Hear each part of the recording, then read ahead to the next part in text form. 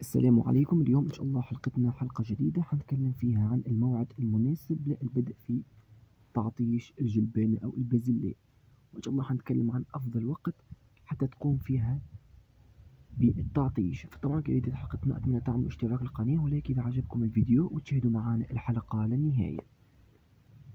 طبعا نبات الجلبانة أو البازلاء من المحاصيل اللي لازم يتم تعطيشها، وطبعا التعطيش هو التوقف عن الري لمدة 10 أو 20 يوم، طبعا على حسب حالة التربة وحالة النبات. وطبعا بتجيني أسئلة كثيرة عن الموعد المناسب حتى نبدأ نعطش فيه الجلبانة أو البازلاء. طبعا مثل ما تلاحظ أمامكم هذه الجلبانة بعد تقريبا 3 أسابيع أو 3 أسابيع ونصف من الزراعة، لاحظنا أمامكم ما شاء الله النمو الخضري. فطبعا النبات لما يصل المرحلة هذه فطبعا النبات محتاج للتعطيش. فطبعا حتى تقوم بتعطيش النبات لازم على الأقل النبات يكون في نفس المستوى هذا. لاحظنا ممكن ما شاء الله طبعا لازم يطلع مجموع ورقي، وطبعا قبل التزهير لأنه طبعا التعطيش حيسرع من ظهور الأزهار.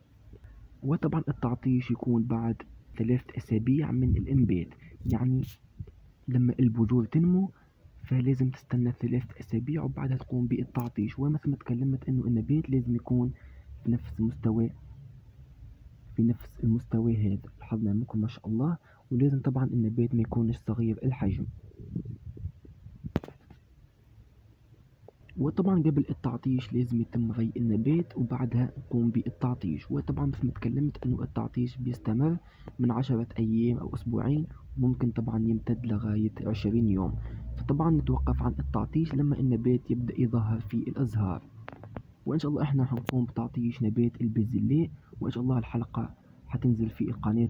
فطبعا في نهاية الحلقة أتمنى تكون عجبتكم وعرفتوا متى يتم تعطيش نبات الجلبانة أو البازلاء.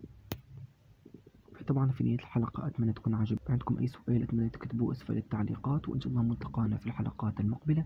وشكرا والسلام عليكم ورحمة الله تعالى وبركاته.